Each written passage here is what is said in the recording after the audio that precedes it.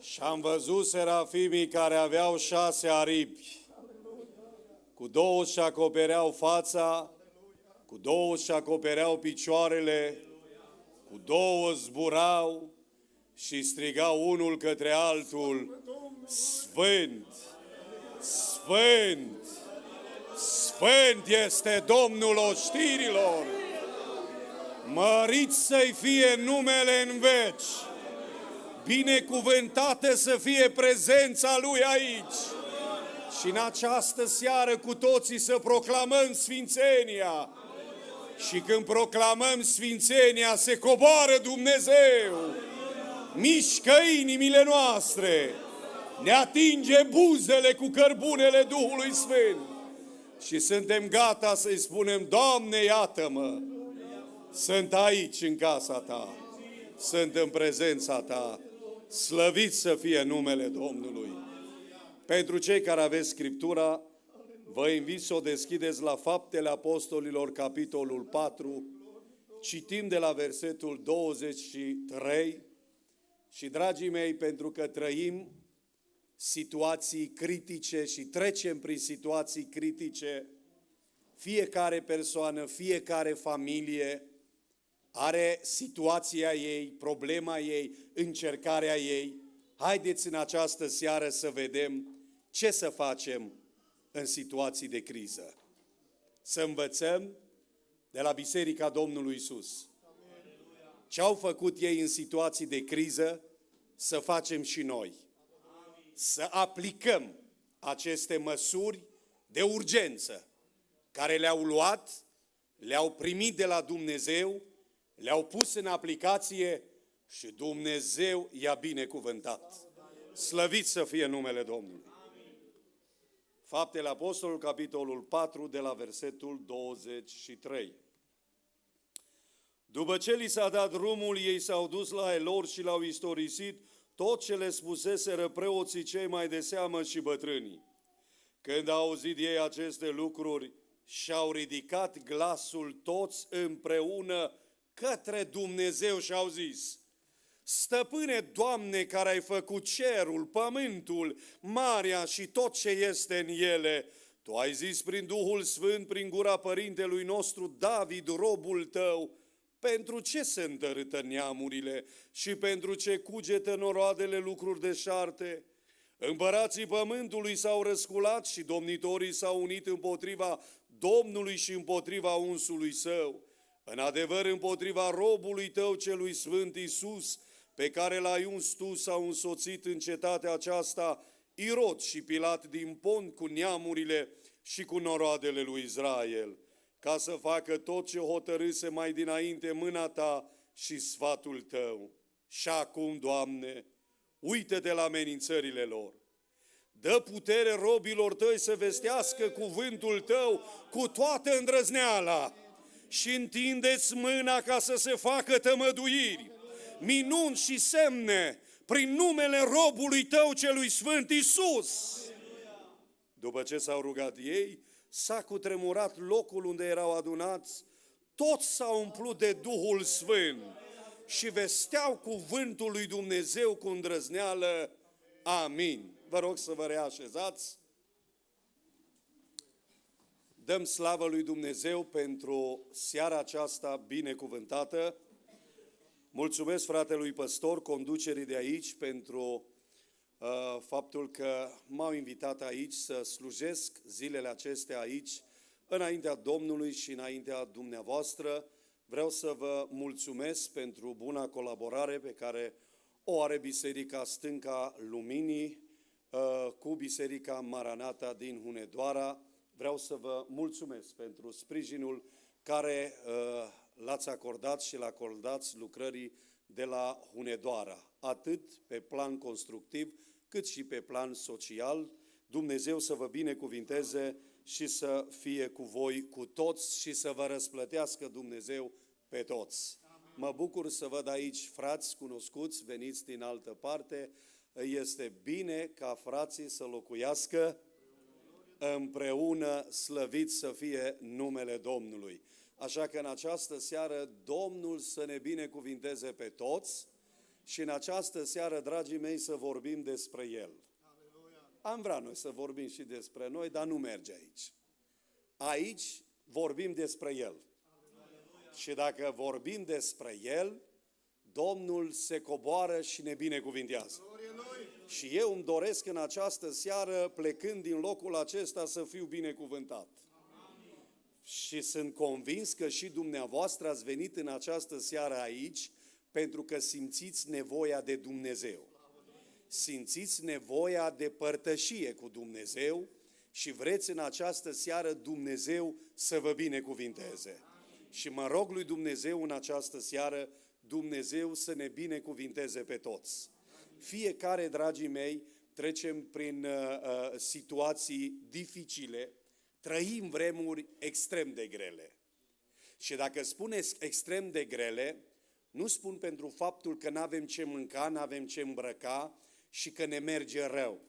Sunt vremuri extrem de grele, încât vremurile acestea și vremea Domnului Iisus este foarte aproape și Domnul Iisus a vorbit despre vremurile care pe plan mondial le trăim și le trăiesc și le simt toți oamenii și nouă care cunoaștem cuvântul Domnului, nu ne spun vremurile astea altceva decât că vine regele nostru.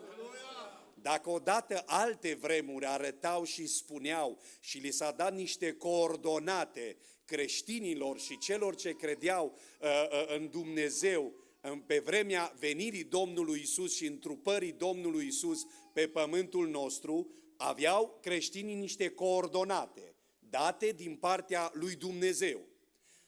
De data aceasta, dragii mei, avem coordonate date din partea Domnului Iisus. Domnul Iisus nu va mai veni călare pe un măgar și să slujească. Domnul Iisus va veni să stăpânească într-adevăr și Domnul Iisus se va arăta să-și ia biserica Lui.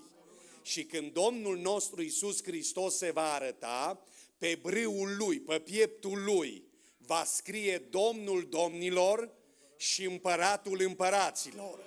Toți marii președinți de state, toți împărații pământului vor fugi dinaintea Lui pentru că se arată Împăratul cel mare și împărăția Lui stă gata să vină și să se arate și această împărăție nu va fi o împărăție vremelnică până va veni un alt împărat care să o asedieze și să o ducă în robie și să-și facă și să-și construiască un imperiu. Împărăția aceasta nu poate birui absolut nimeni, pentru că împăratul acestei împărății este cel mai puternic împărat și numele Lui este Domnul Iisus Hristos.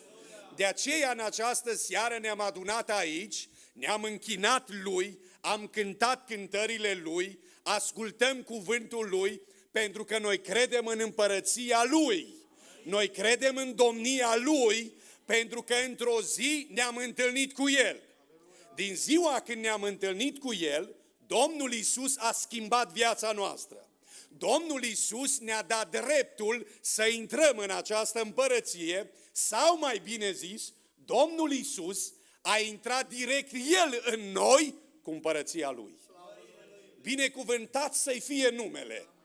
Așadar, dragii mei, cât trăim pe pământul acesta, mai trecem prin situații dificile, mai trecem prin momente grele ale vieții acesteia, însă nu uitați că Domnul Iisus ne-a învățat un lucru, să ne ridicăm privirea în sus, că izbăvirea noastră se apropie.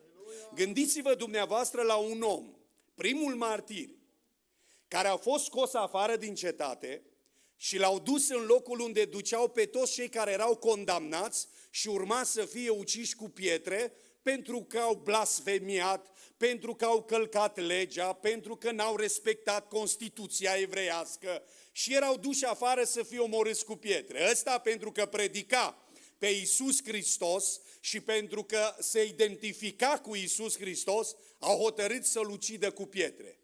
Cum dădeau și din stânga și din dreapta cu pietre și cu bolovani în el, omul acesta a ales în timp ce dădeau loviturile cei răi de pe margine, a ales să nu privească spre ei. A ales să privească în sus. În moment când a primit în sus, a văzut slava lui Dumnezeu. Pentru faptul că a privit în sus, dragii mei, a avut puterea de a ierta pe cei care îl loveau și cei care dădeau cu pietre în el. Până nu ne uităm în sus, n-avem puterea de a ierta. Până nu ne uităm în sus spre Dumnezeu, când te uiți spre cer și vezi norii, vezi soarele, vezi frumusețea cerului, n-ai cum să nu-ți dai seama că dincolo de zarea albastră este Dumnezeu. Că dincolo de zarea albastră este Dumnezeu care șade pe tron și dirigează toate lucrurile. Și noi suntem ai Lui. Noi suntem proprietatea Domnului Iisus Hristos. Și, dragii mei, tot ce e al Domnului Iisus Hristos nu se pierde niciodată. În seara aceasta, dacă suntem ai Domnului Iisus, orice ar veni în lumea aceasta și prin orice situații de criză am trece și prin orice momente dificile am trece noi rămânem pe baricade. Noi rămânem pe poziții, noi rămânem în picioare că suntem ai Domnului. Și Domnul este Cel care veghează asupra noastră. Dacă n-ar fi vegheat Domnul, dragii mei, niciunul n-am fi fost aici. Dar Domnul a vegheat. Domnul ne-a binecuvântat. A vegheat călătoria noastră. Suntem sub privirile Lui, sub supravegherea Domnului. Și datorită acestui fapt, Domnul ne-a binecuvântat ca în această seară să fim aici. Mulțumiri fie aduse Domnului că l-am simțit pe Domnul în rugăciune, l-am simțit pe Domnul în cântare. Dragii mei, cei ce sunt ai Domnului, îl simt pe Domnul. Ei știu când e Domnul prezent, când nu-i Domnul prezent. Și slavă Domnului că noi în seara aceasta am simțit că Domnul este prezent. Ce ziceți? Este Domnul prezent? Atunci haideți să vedem ce să facem atunci când trecem prin situații de criză. Biserica Domnului și creștinii Domnului au început și au trecut prin situații dificile și au ajuns să fie amenințați din toate colțurile străzilor, de la templu, din fața Sinedrului. Toți au început să-i amenințe și să-i arete cu degetul, pentru că pe buzele acestor bărbați nu era alt nume decât numele Iisus Hristos. Și să știți, dragii mei, că atunci când îl slujim pe Iisus Hristos, atunci când luăm hotărârea să-L slujim pe Dumnezeu mai mult și să ne apropiem de Dumnezeu mai mult, vrăjmașul și băieții lui nu stau liniștiți. Nu stau liniștiți. Și ne atacă și ne amenință din toate părțile și din toate colțurile. Și Apostolul Pavel spune că noi nu avem de luptat împotriva cărnii și a sângelui, adică a fraților, ci noi avem de luptat cu duhurile care se războiesc cu sufletele noastre și duc un război continuu, dragii mei, și ele sunt în văzduh și se războiesc cu sufletul nostru. Dar mulțumiri fie aduse Domnului Iisus, că El ne dă putere și ce a pus în noi este mai tare și a pus în noi pe Duhul Lui cel Sfânt. Și spune Biblia că El nu ne-a dat un duh de frică, El ne-a dat un duh de înfiere care ne face să strigăm Ava, adică Tată. Erau toți în casa, în camera aceea de sus, în odaie, și se rugau lui Dumnezeu și așteptau să vină îndurarea și să împlinească Dumnezeu promisiunea pecetluirii cu Duhul Sfânt. Și pe când erau ei acolo, Duhul Sfânt s-a coborât peste ei. Au început să vorbească în alte limbi, după sunet. Persoanele și credincioșii și cei care erau din diferite națiuni au venit acolo în casa aceea după sunet, i-au auzit vorbind în alte limbi. Au început unii să batjocorească, unii au început să tremure, unii au zis, Domnule, ăștia vorbesc ca noi, ăștia nu sunt oameni care să știe altă limbă, ăștia habar n-au, dar uite că vorbesc limba noastră, noi înțelegem ce spun ăștia. Și unul zice, du-te, Domnule, fugi de aici, ăștia zbeți, ăștia sunt așa, ăștia tremură, ăștia strigă, ăștia nu știu ce. Și la un moment dat Duhul Sfânt îl ridică pe Petru. Și de data aceasta nici și pentru el a fost surpriza surprizelor. N-a predicat așa în viața lui. Și să știți, dragii mei, când predicăm și vrea să vorbească Duhul Sfânt prin noi, atunci avem cele mai frumoase predici. Când le avem noi ale noastre, bune, să ne pregătim, să citim, să studiem, să ne aranjăm, să ticluim, să spicuim firul în patru. Când Duhul Sfânt începe și lucrează împreună cu noi la predicarea cuvântului, Dumnezeu lucrează peste așteptările noastre. Și se ridică ăsta în picioare și zice, bărbați și cei care sunteți aici, nu sunt beți, că nu-i decât al treilea ceas din zi.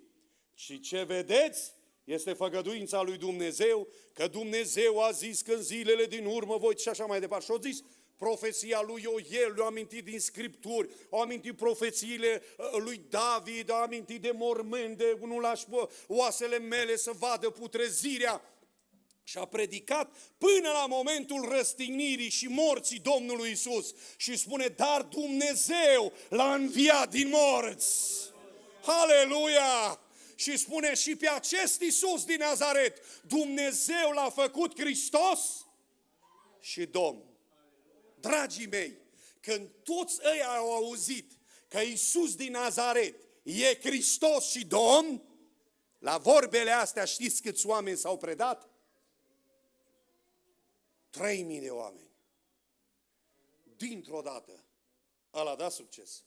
Spuneți voi predicatorilor, să predici și să se predea 3.000 de oameni.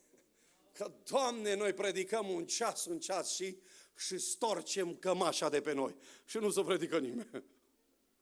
Și asta niște simple cuvinte citate din Biblie, reamintite în fața lor, dar prin Duhul Sfânt. Și se întorc 3.000 de oameni. Spuneți dumneavoastră, s-a bucurat diavolul? Nu s-a bucurat. Și-a găsit imediat băieții. Mă rog lui Dumnezeu pe aici să nu fie băieți de ăia, ci pe aici să fie băieți de-ai Domnului Iisus. Că vrăjmașul are și el băieții lui, îi echipează, îi aranjează, îi să strice treburile și să strice lucrarea. Însă, dragii mei, Domnul totdeauna biruiește. Că Domnul este mare și puternic și cei ce se încred în Domnul nu sunt dați de rușine niciodată. Slăvit să fie numele Domnului. Apoi se ducă ăștia la timpul rugăciunii și acolo era logul acela și veți vedea în seara aceasta și când ajung acolo poruncesc în numele lui Iisus Hristos, ăsta se vindecă. Văd ăștia, au început să se uite cu ei, spre ei cu alți ochi. Au început să-i cheme în fața Sinedrului, în fața soborului bisericesc din vremea aceea. Toți bărboșii lui Israel erau în fața lor la catedră și au început. De unde aveți puterea? De unde știți să predicați? Voi nu sunteți cărturari ca și noi, voi nu sunteți teologi, voi nu aveți aia, voi nu aveți aia, nu aveți aia. De unde știți toate astea? Și de unde aveți puterea aceasta? Și au început să facă compromisuri. Dacă mai vorbiți, dacă mai predicați, dacă mai faceți, vă terminăm. Orice să faceți, numai să nu mai predicați despre Iisus. Orice să faceți, dar să nu mai auzim numele ăsta. Dragii mei, diavolul și băieții lui, când aud numele Iisus Hristos, cad în leșin. De aceea când trecem prin situații grele, să pronunțăm numele Iisus Hristos. Că numele Lui are putere în cer și pe pământ. Și Dumnezeu i-a înălțat numele mai presus de orice nume, pentru ca în numele Lui să se plece orice genunchi, a celor din cer, de pe pământ, de sub pământ, orice limbă să mărturisească spre slava lui Dumnezeu Tatăl, că Iisus Hristos este Domnul! Mărire Domnului! Și-au plecat și i-au lăsat să plece și au venit acasă. Au venit în fața bisericii, au venit în fața adunării generale, au prezentat prin ce au trecut și au spus, uitați cum suntem amenințați, uitați ce ni s-a spus, uitați ce interdicții s-au pus pentru noi. Ce-i de făcut? Ce-i de făcut în asemenea situații? Ce-i de făcut că nu mai știi ce să faci? Primul, strigă la Dumnezeu. N-au comentat, putea să comenteze. Putea unul din biserică să se ridice să zică lui Petru, pă, tu ești de vină. Dar ce ți-o trebuie ție să-i mustri pe față? Dar ce ți-o trebuie ție să predici tu așa și să spui, voi l-ați răstignit, voi v-ați unit cu Pilat, voi ați făcut aia, dacă o dădeai și tu așa mai cu fontiță frumos, să aranjezi un pic predica aia, dom'le, nu treceam prin asta. Puteau să vocifereze, să boicoteze, dar n-au făcut asta. Uitați ce spune versetul 24. Când au auzit ei aceste lucruri, și-au ridicat glasul. Toți împreună. Știți ce înseamnă asta? S-au prins de mâini. Și-au zis, suntem amenințați, trecem prin încercări, trecem prin situații critice, toți sunt împotriva noastră, trecem printr-o situație care nu putem depăși omenește, ne ținem de mână și ridicăm glasul spre Dumnezeu. În situații de criză, dragii mei, tentația umană e să strigăm unii la alții. Tu ești de vină din cauza ta, din cauza cutare, din cauza cutare, din cauza cutare, din cauza lui ăla, din cauza lui aia, bărbatul de la nevastă din cauza ta, copiii din cauza lui tata, din cauza lui mama și dăm vină unii pe alții și strigăm unii la alții. Că atunci când ești în situații de criză, nu ești plin de pace, nu ești plin de bucurie, nu ești plin de extazul ăla și de pasiunea aia să cânti, să laud. Știi, mai vin câte unul, conduci lauda și închinat. Oh, știe Domnul, trec prin încercări, frate, n-am inima bună, n-am așa. Situațiile astea de criză nu te liniștesc. Situațiile astea de criză, oricare ar fi ele te tulbură, ele îți iau pacea din suflet și automat prima tentație umană e să dai vina pe altul, să arunci pe altul, să condamni pe altul, să strigi la altul. Iubiții mei, nu suntem chemați să strigăm unii la alții, suntem chemați toți să strigăm la Dumnezeu care poate să rezolve problema. Slăvit să fie numele Domnului! Și când ne ridicăm glasul spre Dumnezeu, Dumnezeu stă nepăsător? Dumneavoastră când auziți copiii afară, că strigă glasul și glasul copiilor e puțin așa mai agitat, mai tulburător, mai speriat așa, un glas mai plângăcios. Stați liniștiți în pat, stați liniștiți așa în casă? Sar din pat, dezrup picioarele și așa fugi până afară. De ce? După glasul care îl strigă copilul îți dai seama că e în pericol. Dragii mei, noi suntem copiii lui Dumnezeu. Când ne ridicăm glasul spre Dumnezeu, Dumnezeu nu stă nepăsător. Când ne ridicăm în unitate, e o problemă în familie, în unitate, toți, soț, soție, copii, împreună strigăm la Dumnezeul nostru. Ne ridicăm glasul spre Dumnezeu și chemăm pe Dumnezeu și Dumnezeu rezolvă problema și ne scoate din situația de criză. Avem o problemă în biserică, toți împreună strigăm spre Dumnezeu și Dumnezeu rezolvă problema. Mărit să fie numele Domnului. Spune Scriptura că Domnul Iisus Hristos a vrut să meargă la Ierusalim și a trecut printre Samaria și Galileea. Și când a dat să intre în Samaria, la marginea Samariei era un sanator de leproși. Și spune cuvântul lui Dumnezeu că leproși, o parte din leproși ăștia, vreo 10, când l-au văzut pe Mântuitorul, spune Scriptura că și-au ridicat glasul spre el. Erau într-o situație dificilă, erau într-o situație în care nimeni nu-i putea scăpa. Boala lor era nevindecabilă, nu exista tratament, erau izolați de societate, nu puteau intra în oraș, nu mai aveau acces la familie, de departe li se arunca mâncare, lepra le-a distrus organismul, toate părțile sensibile de pe organismul lor și din interiorul lor, tot le-a distrus lepra, dar într-o zi, pe lângă sanatorul lor a trecut cel mai mare medic, Iisus Hristos, Fiul lui Dumnezeu, mărire Lui. Și cum se aflau în situația aceea dificilă, spune Scriptura că și-au ridicat glasul spre Domnul. Și dacă și-au ridicat glasul spre Domnul, dragii mei, Domnul s-a oprit în fața lor. Altul nu se oprea. Nu se oprea. Altul nu se apropia de ei. Din punct de vedere medical, n-avea voie. Din punct de vedere religios, nici atât n-avea voie. Dar pentru că au strigat la cine trebuie, li s-a rezolvat problema. Vreți în seara aceasta, dragii mei, să ridicăm glasul, dar așa din toată inima. Nu știu în ce situații vă găsiți. Cu unii nu m-am văzut de mult. Pe unii nu vă cunosc. Poate unii nu mă cunoașteți. Dar vreau să vă spun că în seara aceasta aici ne cunoaște Domnul nostru pe toți. Și știe prin ce situații treci tu. Știe că dincolo de zâmbetul tău există o durere. Dincolo de bine care spui tu, cum o duci? Bine, slavă Domnului. Nu-i bine. El știe că nu-i bine. Oricare ar fi situația în care te găsești, în seara aceasta, ridică-ți glasul spre El. Nu mai ridica glasul în stânga, în dreapta, la unul, la altul, la cutare, la... Nu, în seara aceasta ai harul din partea lui Dumnezeu. Și am harul din partea lui Dumnezeu să ridic glasul spre Dumnezeu. Când ridic glasul spre Dumnezeu, Dumnezeu are soluții de a rezolva problema. Știți că ucenicii au zberat în corabie când a venit furtuna? Așa pe neașteptat a venit furtuna. Că să știți dumneavoastră că necazul și încercarea nu te anunță prin e-mail.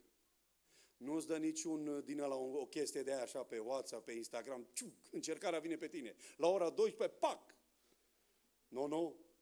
Încercarea, boala, necazul, situația dificilă, ea vine pe neașteptate. În funcție de cât ești, în ce măsură ești în relație cu Dumnezeu, vei rezista și vei sta în picioare.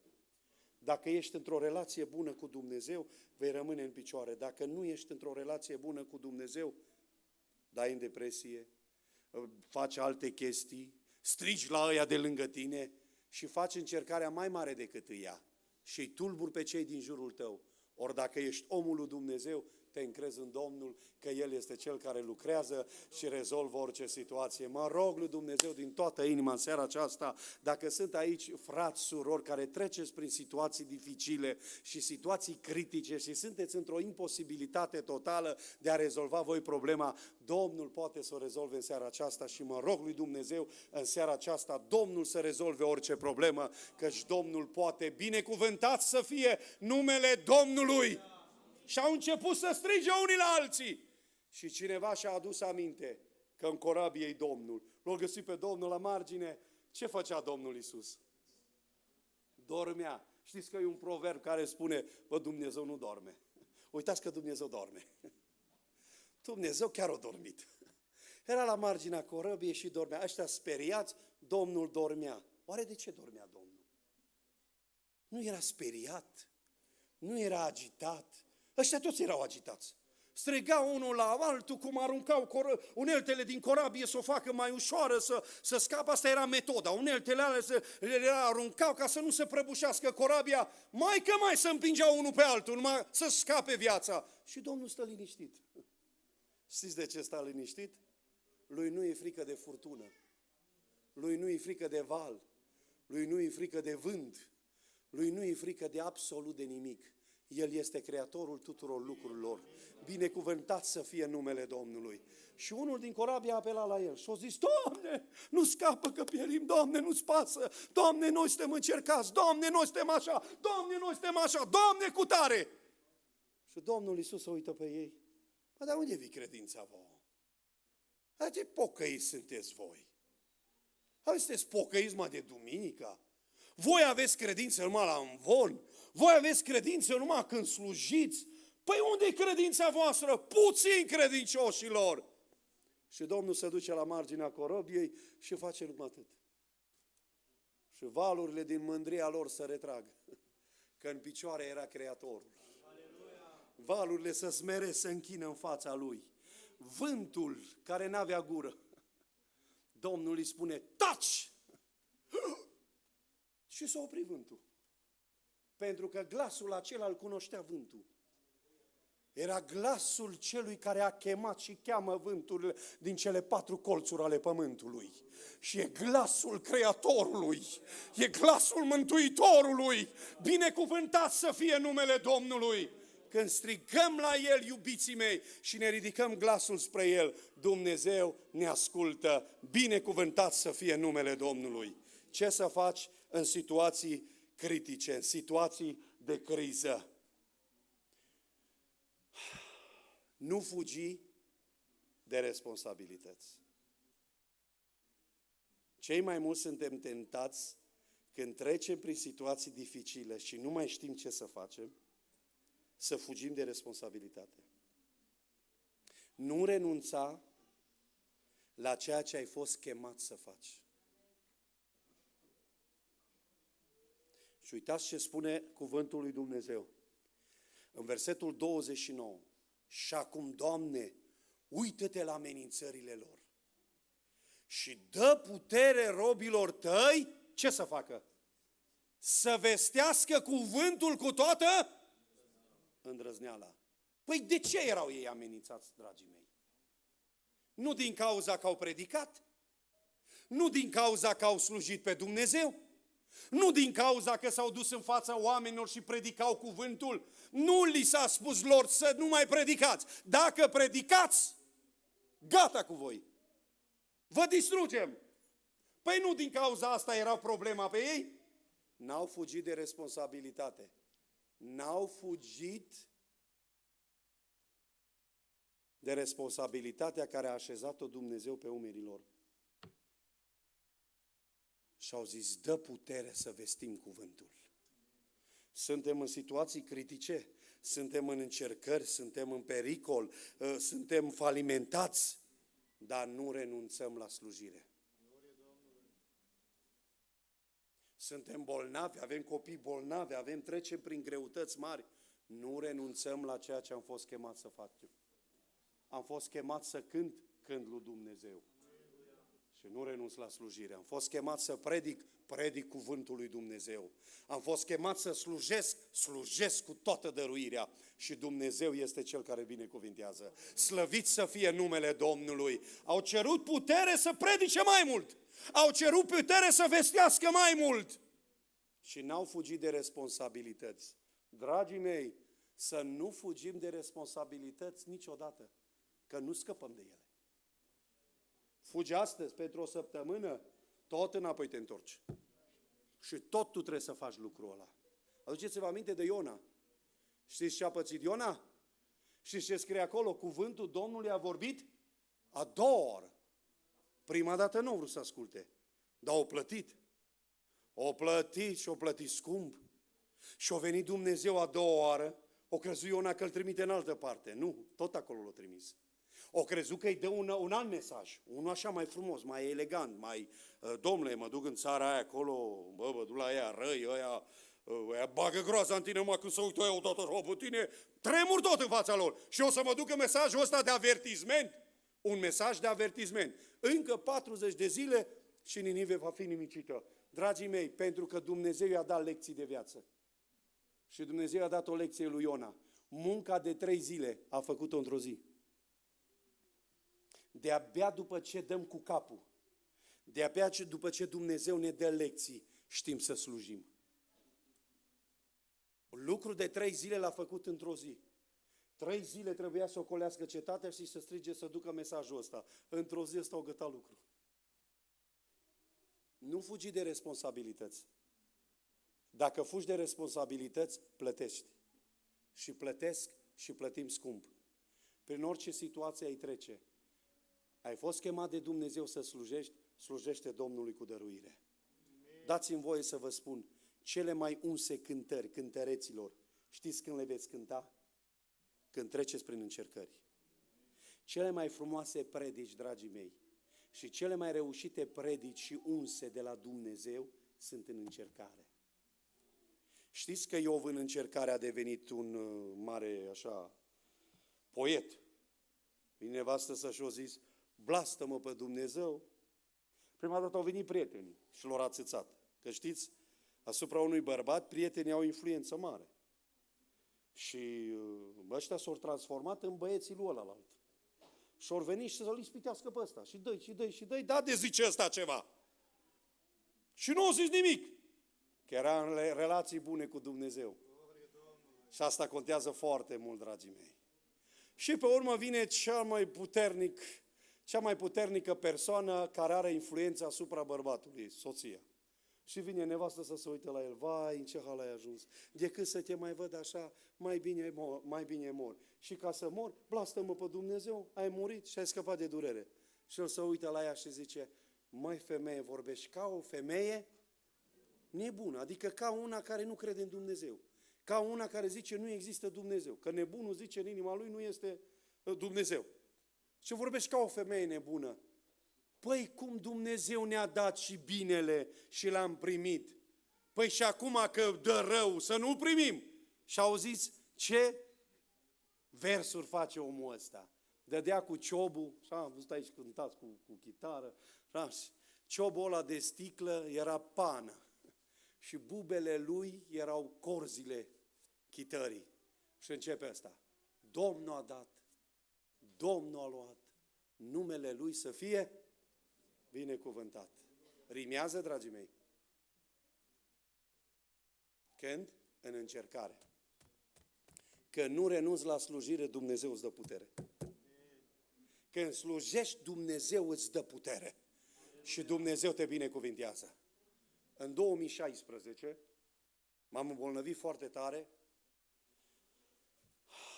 Eram pe la Berlin, mi-a dat sângele pe nas, am avut dureri groaznice de cap, m-am dus acasă. De fapt am terminat misiunea și am plecat acasă. Dureri groaznice de cap. M-am dus la medic, medicul a zis, hai să facem un remene și să vedem ce se întâmplă. Și când am făcut remeneu, zice, artera care la intrare în creier, ea este îngustată și s-a lipit una de alta și creierul nu se mai oxigenează cu sânge. Ia tratamentul ăsta și am luat tratament vreo 2 săptămâni, în loc să mă fac mai bine, mai rău. Nu mai simțeam mâna asta, degetele astea erau așa, nu puteam să le strâng. Și mâna era așa, așa era mâna și piciorul era sucit spre interior, piciorul stâng, așa era. Am mers la doctoriță, mi-a zis, părinte, gata, cu plecările tale, cu predicile tale, mai ales cum predici tu, așa, și ești mai energic, gata. Și eu zic, doamna doctor, am o grămadă de evangelizări. Trebuie să mă duc la evangelizare. Cum? Zice, stai liniștit că nu mai te duci. Ba da, eu mă duc să predic. Și am zice, eu știu că ai credință, dar vezi că până la Dumnezeu te papă sfință. Și mi-a dat tratamentul, mi-a dat, în loc să mă fac bine, cu toată credința mea, mai rău am ajuns. Și am ajuns până mi s-a umflat aici după cap și era așa un nodul și altele mai mici. Frații care știu și care sunt de prin Hunedoara, știu prin ce am trecut atunci în 2016 și îi dau slavă lui Dumnezeu că sunt bine. Și am mers la neurolog, un neurolog de la Cluj, mi-a dat și ăsta tratament, niciun rezultat, nimic. Până la urmă îmi spune neurologul de la Cluj, îmi spune, domnule, îmi pare rău. Ce trebuie să fii tare, eu îți fac o trimitere, du-te și mai fă un remene, dar fă de data asta cu substanță de contrast și zice, du-te și caută un specialist, un oncolog. Că zice, se pare că acolo sunt niște tumori care se pare că nu scap de ele. Nu, venit acasă, nu ți-e totul la. Deci, domnule, gata, nu-i mai de joc. Nu-i mai de jucat. Nu puteam să ating, ori l-am de durere un pic dacă atingeam după cap. Și când ajung acasă, mă sună telefonul și la capătul celălalt un frate din Deva. Și fratele ăsta nu știa prin ce am trecut eu și îmi spune fratele, frate Ovidiu, ce faci? Zic, eu acasă. Ești acasă, ești în Hunedoara? Da. Frate Ovidiu, nu vrei să vii până la spital? Fiica mea a născut la naștere, i s-a blocat artera la intrare în creier. Ce s-a lipit una de alta și are dureri groaznice și mai are alte complicații și n-au ce să-i facă aici la Hunedoara și vor să o trimită la Timișoara. Nu fugi până la spital să vii să-i faci ungerea cu un de lemn. Poate Dumnezeu se îndură și poate Dumnezeu lucrează. Noi suntem aici la spital. Eu în râvna mea, nu. Eu zic, păi da, vin la spital, îi fac ungerea și Dumnezeu cu mila. Dar eu eram așa. Nevastă mea se uită pe mine și zice, face să... Tu mergi la... Vorbeam așa pe... Și m-am dus la spital. N-am mai avut timp să mai chem cu colegii ceilalți, m-am dus la spital. Când mă duc la spital, imaginați-vă voi, dacă m-ar fi văzut colegii mei și ceilalți frații, așa, unde ăsta, așa, să meargă să roage pentru bolnavi. Dar am simțit durerea la femeia aceea. Pentru că eu aveam dureri. Și când treci pe acolo, știi ce înseamnă. E frumos să predicăm de aici.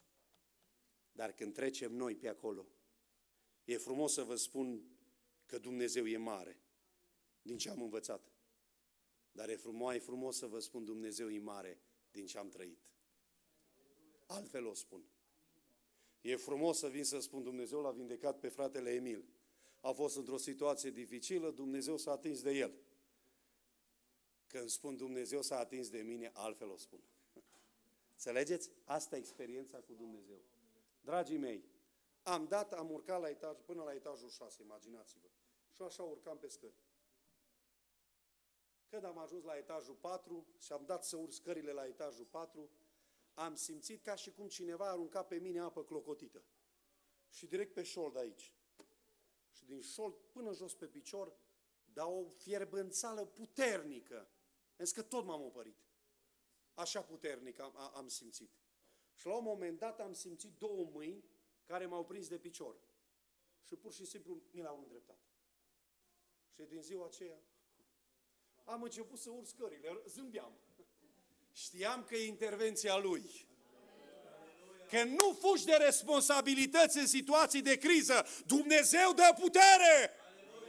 Și când fugi de responsabilități, când fugi de slujire, când fugi de a-L sluji pe Dumnezeu, când treci prin încercări și prin situații de criză și situații grele, diavolul îți ia puterea. Și când nu renunți, Dumnezeu îți dă putere. Ce vreți în seara asta? Vreți să vă dea Dumnezeu putere în încercare?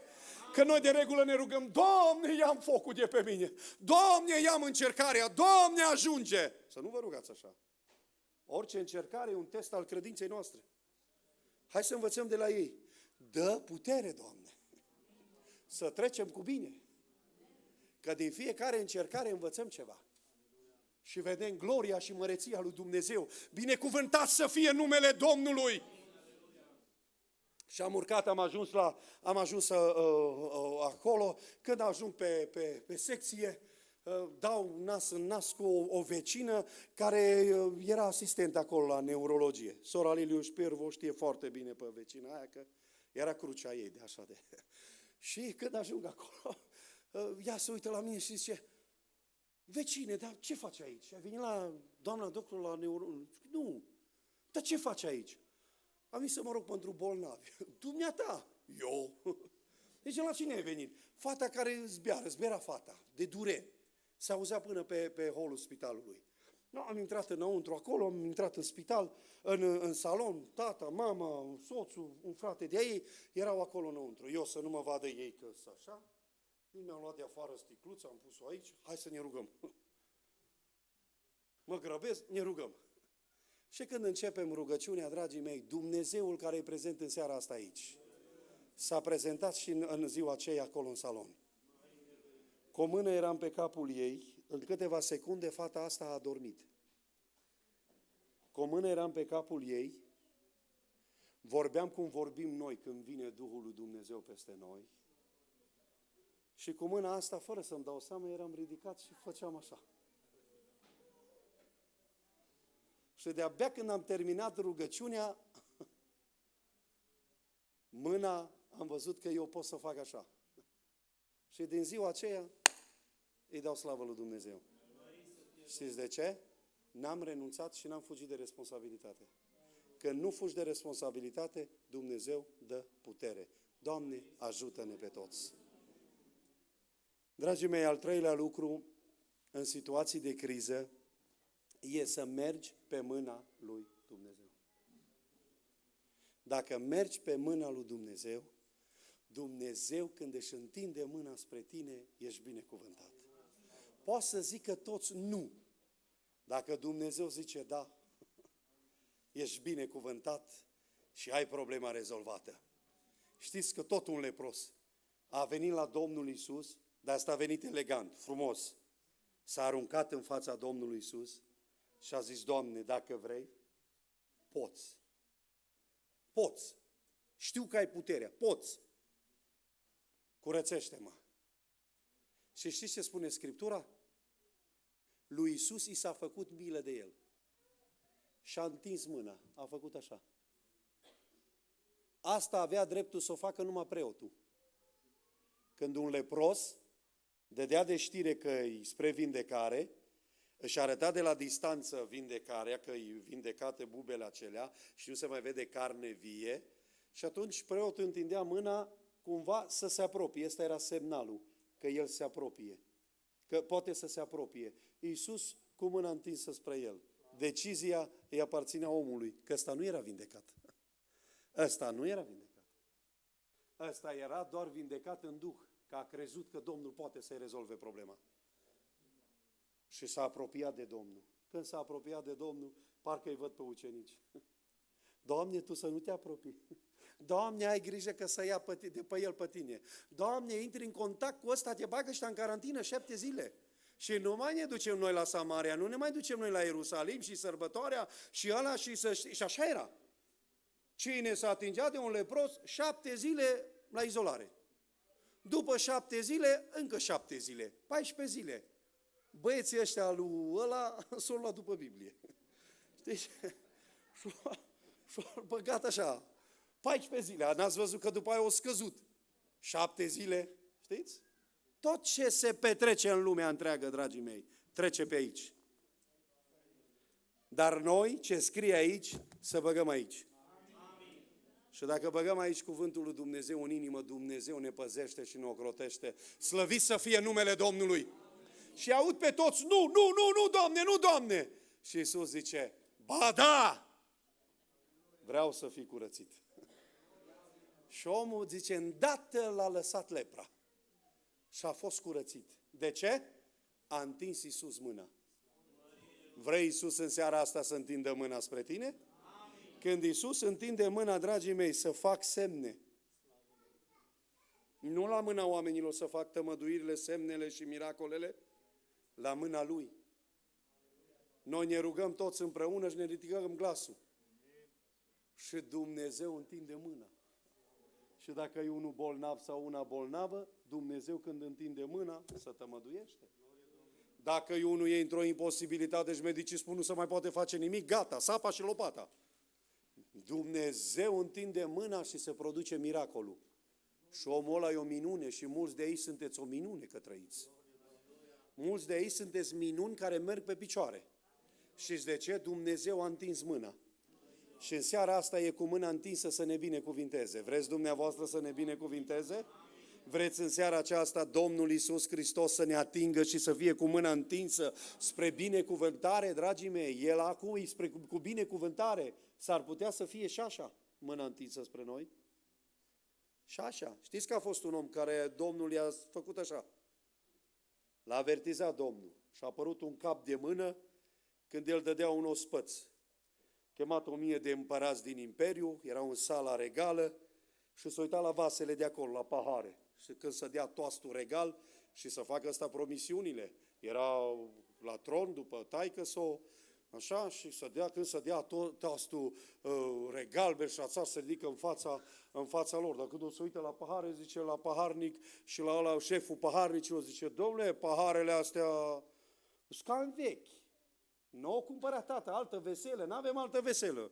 Nu mai este, tate, asta, zice, vreau altceva, rapid să mi aduc. N-avem altceva nimic. Și vine o șoaptă de la diavolul și îi trece așa prin urechea lui și la mintea lui și își aduce aminte că tata lui a adus niște vase speciale. De la Ierusalim, de la când o dărâma templu și odată ordinul ăla și zice, adu vasele din casa Domnului de la Ierusalim. Astăzi, în seara asta, vreau să beau vin din vasele alea, din paharele alea. Și ăsta zice, Doamne, e fer să nu te atingi de vasele alea, că-s vasele Domnului. Și cine se atinge de vasele Domnului, se pune cu Dumnezeu și moare. Nu rezistă. Să nu te pui cu lucrarea lui Dumnezeu, că e vai de tine. Și ăsta zice, ai grijă și vezi de treaba ta. Ordin imperial, aduceți vasele aici. Și i-au dus vasele, asta e, domnule, dacă șeful a zis, asta este. Și vine ăsta, îi aduce și poagă vin. Când se ridică și să dea toastul și să facă promisiunile imperiale, dintr-o dată apare mâna lui Dumnezeu pe perete. Și scrie. Cu paharul în mână ăsta a îngălbenit, a început să tremure Belșațar, să uita acolo. Nu știa ce scrie, nu știa să citească scrisul ăla. Dacă nu știa să-l citească, nici nu-l înțelegea ce scrie acolo.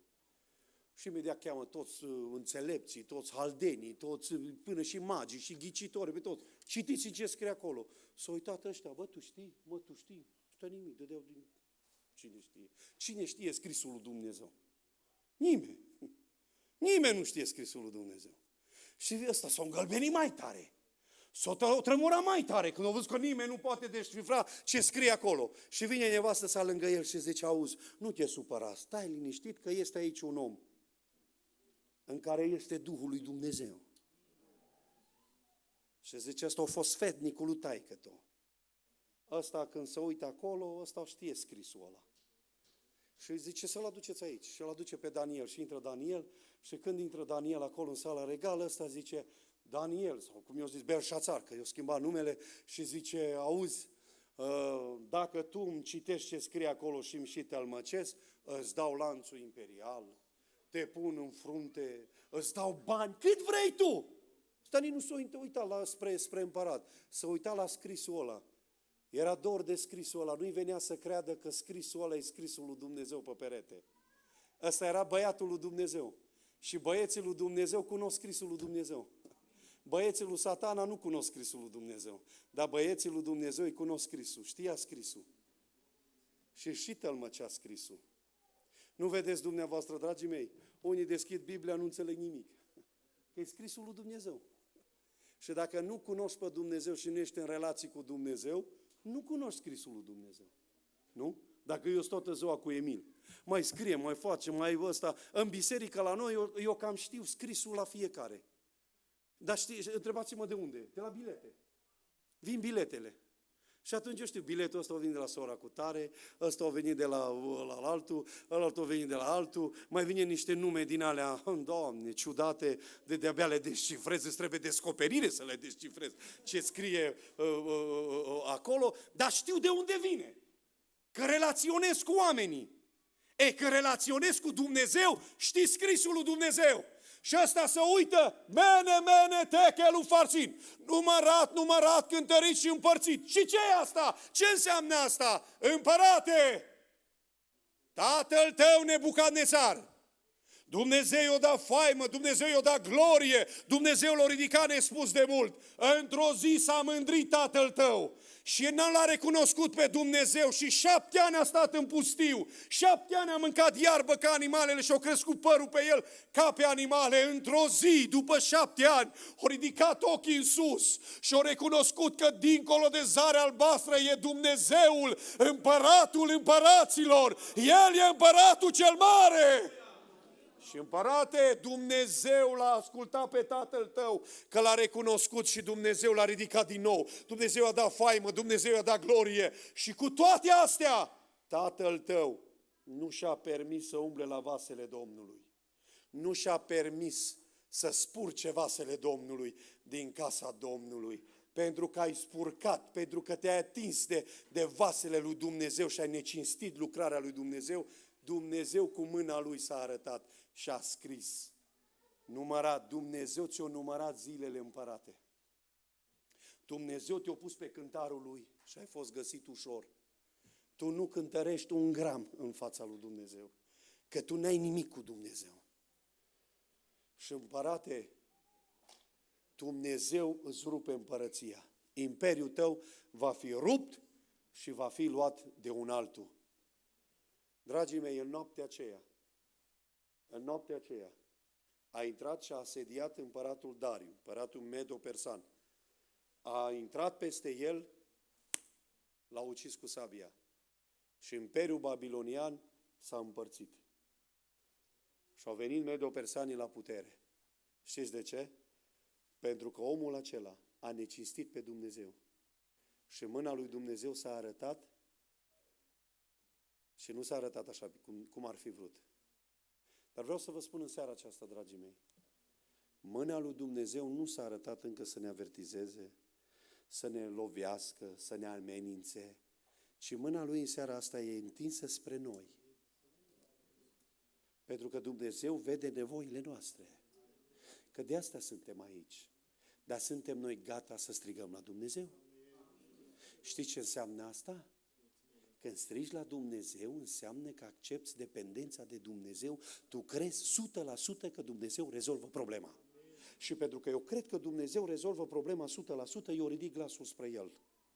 Știți că pe Bartimeu îl certau toți. Taci, bă, din gură, că n-are el timp de tine. Vezi de treaba ta acolo. Și-o zis, nu, Iisus e la ieșire. Ce pe când ieșea Iisus din Ierihon, dacă eu nu strig acum, asta iasă pe porți afară și nu mai prin veci.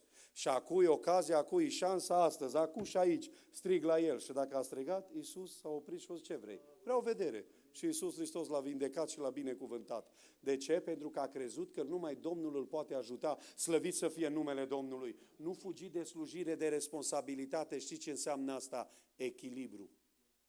Echilibru. Orice ar fi, nu te mai clătina. Și dacă te tot clatini la cea mai mică adiere de vânt și la cea mai mică adiere de vânt te superi, roagă-te în seara asta și spune, dă putere robului tău. Doamne, sunt în fața Ta, dă-mi putere, dă-ne putere în seara aceasta și mai trimite-L pe Duhul Tău cel Sfânt, Doamne, la noi în seara aceasta și mai înviorează-ne sufletul și mai dă-ne putere. Când ai putere de la Dumnezeu, când ai putere de la Duhul Sfânt, faci față provocărilor, faci față încercărilor, că Dumnezeu îți dă putere. Binecuvântat să fie numele Domnului și apoi trăiește și roagă-te și strigă la Dumnezeu și bazează-te pe numele Domnului. Cei mai mulți în situații de criză caută nume mari. Nume mari. Domnule, dacă sun la ăla, îmi rezolvă problema. Domnule, ăla cu siguranță, dacă dau un telefon și când ai dat telefonul, ați apelat căsuța vocală a abonatului cu tare. Sau la voi spune o limbă, Doamne, e greu de învățat germana asta. I-am spus lui fratele Emil, nu știu dacă vreodată voi învăța eu germană. Da? Și când ai nevoie de ăla cu nume mare, nu e acolo. Și oamenii caută tot nume mari. Însă, dragii mei, Biserica Domnului, în situații de criză, s-a bazat pe un nume mare. Și numele acesta mare e numele Iisus Hristos. Toate minunile, toate lucrurile, tot s-a făcut și se face în numele lui Iisus Hristos. I-au chemat și au zis, măi, o stați zbeară în biserică. Ologul de la Poarta Frumoasă, care era vindecat, știți unde a intrat după ce a fost vindecat? Direct în templu. Că până atunci ăsta era pe lângă templu. Și aștepta, era cu mâna întinsă, aștepta pe alții. Dar nu au zis la unul, bă, duceți-mă și pe mine la noapte de veche. Duceți-mă și pe mine în biserică și puneți-mă acolo, când facă ea ungeri la bolnavi, să-mi facă și mie. Poate Dumnezeu mă vindecă, nu l-a interesat. N-a zis că și când o zis, în numele lui Iisus, ridică-te și umblă. S-a uitat la ei ca la felutrii. Nu s-a ridicat. Și ce spune acolo? L-au apucat de mâna dreaptă. O trebuie să fie apucat ca să se ridice. Că pe el nu l-a interesat vindecarea, pe el l-a interesat banii. Că el bani a cerut. Și ăștia îi vorbesc de Iisus. Dom'le, te duci la unul bolnav, îi vorbești de Iisus. La unul flămând, îi vorbești de Iisus. Dă-i să mânce. Nu? Ei, ăsta aștepta banii, că nu cunoștea pe Dumnezeu. Dacă l-a atins Dumnezeu, dintr-o săritură a fost în picioare și a intrat direct în biserică. Și spune că umblând, sărind și lăudând pe Dumnezeu. Și ăștia i-au chemat și au zis, cu ce putere? Cine v-a autorizat să-l vindecați pe bolnavul ăsta? Și Petru zice, să o știe tot norodul lui Israel. Putea să se apere Petru. Putea să le dea peste nas Petru. Ați văzut? M-ați certat, mi-ați făcut, ați drept, mi-ați amenințat, că nu facem, că nu dregem. Uitați dovadă aici. Nu. Putea să facă abuz de lucrul ăsta, dar n-a făcut. Că, dragii mei, nu El vindecă, nu noi vindecăm. Mâna întinsă a Domnului Iisus Hristos. Slăvit să fie numele Domnului. Și zice, să o știe tot norodul lui Israel. Omul acesta se înfățișează pe deplin sănătos. Nu prin cucernicia noastră, că noi suntem grozavi, că noi suntem tari, noi suntem cu tare, noi suntem cu tare. Nu! În numele lui Iisus Hristos. Aleluia. Și știți ce spune Biblia? Dar să citiți dumneavoastră acasă. Tot capitolul 4. Știți ce spune acolo? Vroiau să le mai facă ceva și nu puteau. Că vedeau pe ăla care sărea și lăuda pe Dumnezeu, că era vindecat. Și toți îl știau din biserică că ce-a fost, nu mai e. De ce? Dumnezeu l-a atins și Dumnezeu l-a vindecat.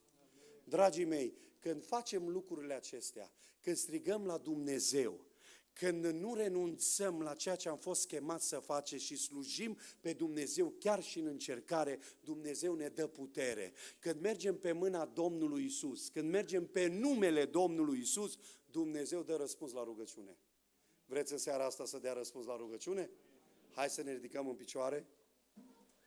Și uitați ce spune aici. După ce s-au rugat ei, s-a cutremurat locul. S-a cutremurat locul unde erau ei adunați. Dragii mei, vrem să facem o rugăciune înaintea Domnului. Și în rugăciunea aceasta sunt atâtea nevoi care noi le avem. Și așteptăm mâna lui Dumnezeu și așteptăm izbăvirea lui Dumnezeu. Poate până în seara asta am strigat și într-o parte și în alta și nu s-a întâmplat nimic. În seara aceasta, în rugăciunea asta, să strigăm la Dumnezeu. Oare s-ar putea un grup aici în față să pregătească să cântăm o cântare cu toată biserica? Și aș vrea în timp ce se cântă o cântare cu toată biserica, să te gândești bine la viața ta. Să te gândești bine în seara asta ce faci. Până acum ai zis, Doamne, dacă Tu nu faci ceva în viața mea, eu nu mai fac. Știți că sunt oameni care spun, Domnule, m-am certat cu Dumnezeu. Cum să mă cert eu cu Dumnezeu? Cine-s eu să mă cert cu Dumnezeu? Doamne, dacă Tu îmi lucrezi, dacă Tu îmi faci, dacă Tu așa, dacă Tu așa, punem noi condiții. Dragii mei, Dumnezeu pune condițiile. În seara aceasta, așa cum ești, spune Domnului, Doamne, vreau să Te slujesc. Așa cum sunt.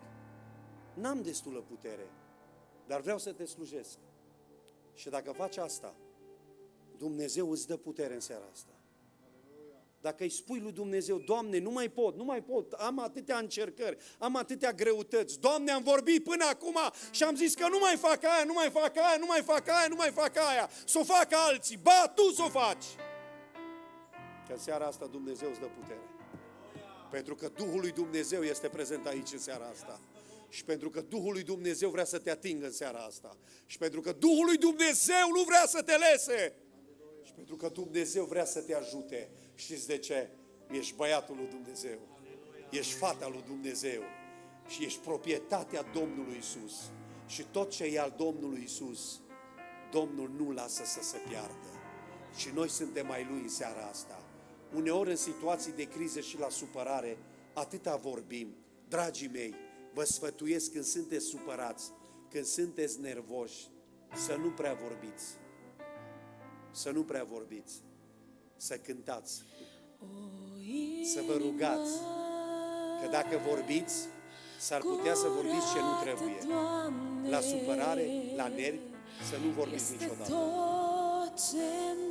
În seara aceasta, spune Domnului Iisus, Doamne, vreau din seara asta să-mi prelucrez inima.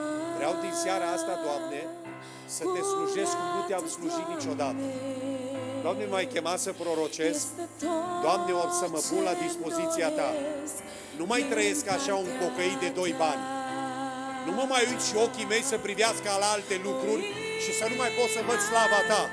Și când închid ochii, în loc să primesc un mesaj de la Tine, eu nu mai primesc.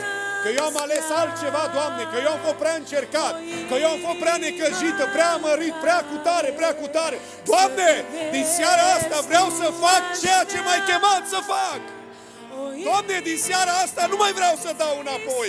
Doamne, din seara asta scoate mizeria din inima mea, Doamne, scoate tot ce e rău din inima mea. Din seara asta, Doamne, ajută-mă, Doamne. Am putere, Doamne, dar Duhul Sfânt e prezent aici, Doamne. Și vreau putere de la Tine, Doamne. Am putere să fac voia Ta. Am putere să slujesc. Atinge-mă, Doamne. Atinge-mi inima, Doamne, în seara asta. Dragii mei, știi unde e problema mare la noi? La slujire. Problema mare la noi, la relație. Problema mare e că noi suntem interesați de altceva. Dumnezeu ne cheamă să-L slujim. Și dacă îl slujim pe Dumnezeu, toate celelalte lucruri se întâmplă, le face Dumnezeu pentru noi. Fă-ți numai partea ta și slujește pe Dumnezeu. Dumnezeu își face partea Lui pentru tine. Dacă ești bolnav, Dumnezeu te poate vindeca în seara asta. Dacă ești trist, Dumnezeu te poate mângâia. Dacă tu treci prin încercări și casa ta îi trece prin încercări, Domnul în seara asta se ridică în picioare, întinde mâna spre valul și furtuna care se avântă spre casa ta și spune: stop! Ajunge! Doamne, de ce? De ce spui că ajunge?